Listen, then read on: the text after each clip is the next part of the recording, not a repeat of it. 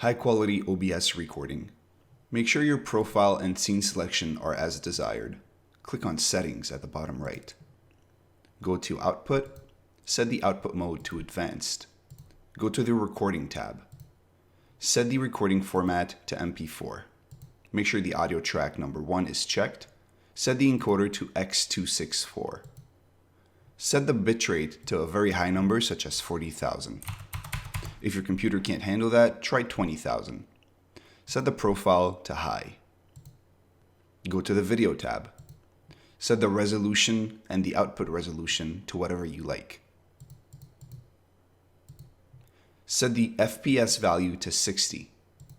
Set the downscale filter to Langsauce. Go to the Advanced tab. Set the process priority to above normal. Set the color space to 709. Set the color range to full. Go to the Audio tab. Set the sample rate to 48 kHz. Click Apply, click OK, restart OBS. Now add the sources that you want to record, and then click Start Recording. You'll find your videos by clicking on File, Show Recordings.